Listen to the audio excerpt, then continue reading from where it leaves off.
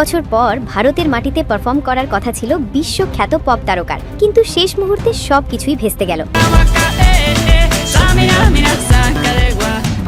বিশ্বখ্যাত লাতিন পপ সম্রাজ্ঞী শাকিরা 2007 সালের পর এই প্রথমবার ইন্ডিয়াতে লাইভ পারফর্ম করার পরিকল্পনা করেছিলেন। স্বাভাবিকভাবেই ভক্তদের মধ্যে তৈরি হয়েছিল তুমুল উচ্ছ্বাস। আগামী 10 ও 15 এপ্রিল দুটি বড় শো করার কথা ছিল। ভক্তদের ব্যাপক চাহিদার কারণে মহালক্ষ্মী রেসকোর্সে 11 এপ্রিল আরও একটি অতিরিক্ত শো যোগ করা হয়। এছাড়াও দিল্লিতে একটি কনসার্ট আয়োজনের পরিকল্পনা ছিল। এই কনসার্টের টিকিটের দাম শুরু হয়েছিল প্রায় 6000 টাকা থেকে, আর ভিআইপি ক্যাটাগরিতে পৌঁছে গিয়েছিল লাখ টাকার কাছাকাছি।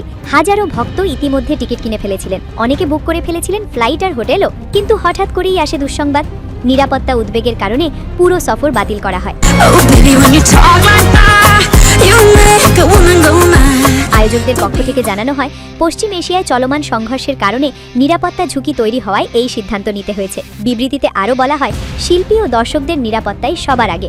যারা টিকিট কিনেছেন তাদের টাকা 5 থেকে 7 দিনের মধ্যে ফেরত দেওয়া হবে। দীর্ঘ 19 বছর পর প্রিয় তারকাকে কাছ থেকে দেখার স্বপ্ন দেখেছিলেন ভক্তরা, কিন্তু সেই আনন্দ মুহূর্তেই পরিণত হলো হতাশায়। নতুন করে কবে এই কনসার্ট আয়োজন করা হবে তা এখনো জানানো হয়নি, ফলে ভক্তদের অপেক্ষা যেন আরো দীর্ঘ হলো। Come on, get on up. We're wild and we can't be tamed, and we're turning the floor into a zoo.